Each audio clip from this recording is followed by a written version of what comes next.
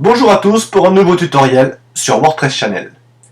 Aujourd'hui nous allons évoquer la création d'une page d'archives, mais une page d'archives un peu spéciale car elle va lister de façon chronologique vos articles en les classant par bloc mensuel.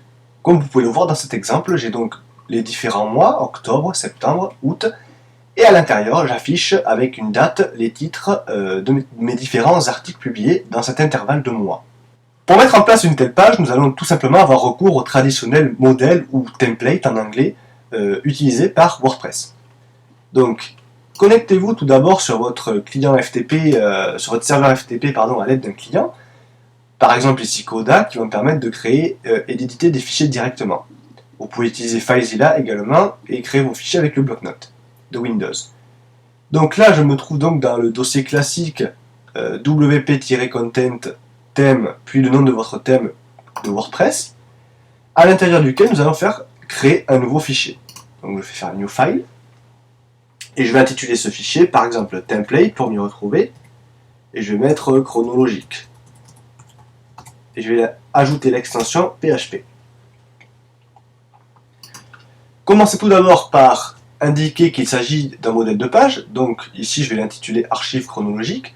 Ça permet de le référencer dans WordPress et donc de l'utiliser ensuite en tant que modèle.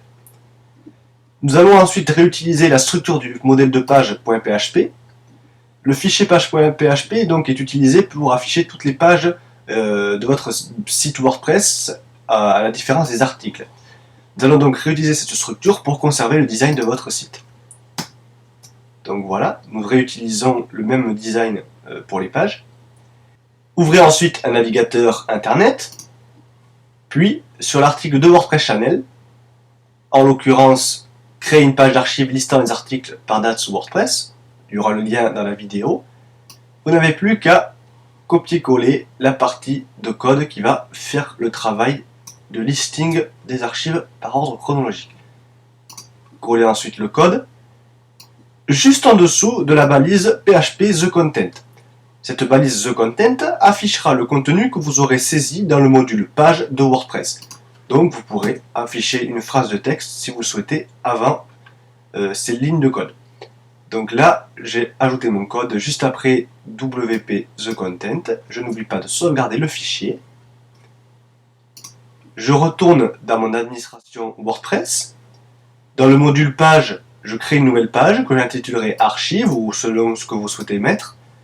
Puis dans Attributs de la page, je choisis le modèle archive chronologique.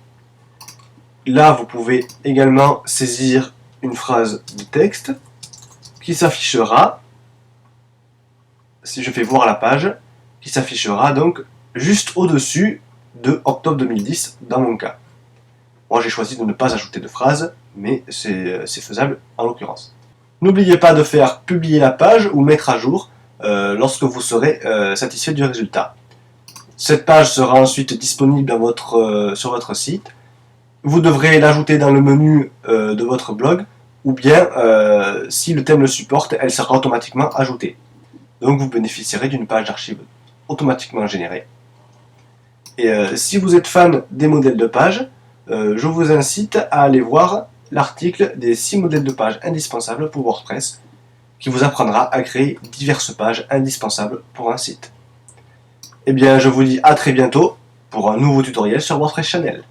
Et que la force de WordPress soit toujours avec vous.